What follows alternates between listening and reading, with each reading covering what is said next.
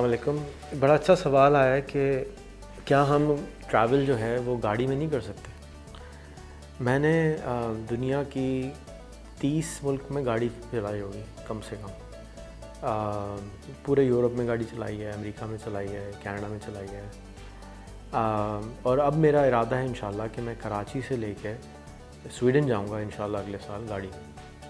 तो बहुत आसान है रास्ता और बहुत ही आसान है। और अगर आप में से कोई और भी साथ चलना चले तो ज़रूर चलिएगा, लेकिन मैं आपको आसान बता दूं कितना आसान है। कराची से आपने ईरान जाना है, ठीक है। 8 घंटे में 10 घंटे में आप गवादर पहुंचेंगे, वहाँ से 2 घंटे का रास्ता है ईरान। ईरान आप पहुंच गए, वहाँ से तकरीबन 12 घंटे का तुर्की का बॉर्डर है। 12 से 20 घंटे का बॉर्डर है। मैं बहुत सुस्त चलाता हूँ तो 12 घंटे का सफ़र मैं वैसे ही 24 घंटे में करता हूँ या 2 दिन में करता हूँ। चलाता भी आराम से हूँ और आराम से टहल के घूमते फिरते फ़ोटो खींचते हुए जा रहा होता हूँ। उसके बाद तुर्की है। तुर्की के अंदर से आप गए और तुर्की से निकले बल्गारिया आ गया।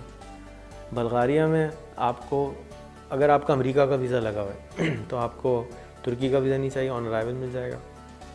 ईरान का वीज़ा चाहिए। अगर आपका अमेरिका का वीज़ा लगा हुआ है तो आपको बल्गारिया का वीज़ा नहीं चाहिए, ऑन अराइवल मिलेगा खटक। आपको स्वीडन जाने से, मैं स्वीडन जाऊंगा तो मैं स्वीडन का वीज़ा लेके जाऊंगा। और तो शेंजन कंट्रीज़ हैं तो सारी कंट्रीज़ का वीज़ा अलाउ हो जाता है। बल्गारिया के बाद सर्बिया आएगा। सर्बिया के बाद, बल्कि मैं तो दूसरे रास्ते से जाऊंगा, जिसके बाद बल्गारिया के बाद मैं जाऊंगा मैसेडोनिया। सर्बिया भी जाऊंगा, कोसोवो भी जाऊंगा, मैसेडोनिया भी जाऊंगा, मॉन्टेनेग्रो भी जाऊंगा, बॉस्निया भी जाऊंगा, क्रोएशिया भी जाऊंगा, स्लोवाकिया जाऊंगा, ऑस्ट्रिया जाऊंगा। ऑस्ट्रिया के बाद जर्मनी आएगा, जर्मनी के बाद कोपेनहेगन, डेनमार्क आएगा, डेनमार्क के बाद स्वीडन आ जाएगा। और फिर वापसी में फिर मैं एस्तोनिया से बाद लाटविया, लाटविया के बाद लिथुआनिया, फिर पोलैंड, फिर चेक रिपब्लिक, फिर हंगरी, फिर वापस उसी रास्ते से वापस आ सकते हैं गाड़ी में। तो कहीं वीज़ा नहीं चाहिए सिर्फ, और गाड़ी में भी कोई पाबंदी नहीं है। आप जाते हैं, मुँह उठाते हैं, उनको सिर्फ इंश्योरेंस चाहिए होती है कि आपके पास इंश्योरेंस है तो आप इंश्योरेंस लेके जाएंगे। नहीं इंश्योरेंस हो तो वहीं पे कहते हैं जब इंश्योरेंस ख़रीद के ले आओ। वहाँ जाते हैं, इंश्योरेंस ख़रीदते हैं, खटक वीज़ा देते हैं, चले गए। तो ये आपको ज़रूर ट्राई करना चाहिए, लेकिन ये मुश्किल काम है। मुश्किल काम इसलिए है कि आपके पास यूरोप और यूएस का वीज़ा होना चाहिए, गाड़ी होनी चाहिए, ख़र्चा होना चाहिए, फिर आप कर सकते हैं। ये कोई बजट ट्रैवलिंग नहीं है। मेरा एक दोस्त है स्वीडन, मुझे टर्की में मिला था, तो वो क्या करता है कि वो स्विट्ज़रलैंड का शहरी है, सिटीज़न है। उसने एक बस ख़रीदी है, बस में 3 सीटें लगा दी उसने, स्लीपर। एक पे खुद सोता है, 2 पे वो कस्टमर डालता है, और 6 महीने गोवा चले जाता है। यानी इसी रास्ते से वो आता है, इंडिया से पाकिस्तान होते हुए इंडिया जाता है। 6 महीने वो बीच पे रहता है, गोवा में बीच पे वो टेंट में रहता है, अपनी बस में जाकर सो जाता है, कभी सोना होता है। वहाँ पे टेंट सिनेमा भी चलाता है वो। और फिर जो पैसेंजर आते हैं उसके साथ, उनसे $2-3 हज़ार डॉलर वो ले लेता है, जाते हुए फिर पैसेंजर ले लेता है, तो उसके 6-8 हज़ार डॉलर यूँ बन जाते हैं। प्लस उसका आने जाने का खर्चा निकल आता है। वो ऐश करता है, कारपेंटर है ज़बरदस्त, और वो इस तरह ट्रैवल करता है। दूसरा ट्रैवल जो आप कर सकते हैं वो आप कर सकते हैं कि कराची से आप, मतलब पाकिस्तान से आप चाइना जा सकते हैं।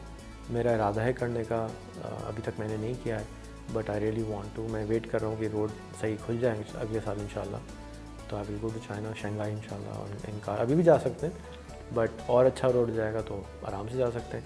और आप चाइना चले गए, मेरा इरादा था रशिया जाने का 2 साल पहले, 3 साल पहले इरादा किया था, 6 साल पहले इरादा किया।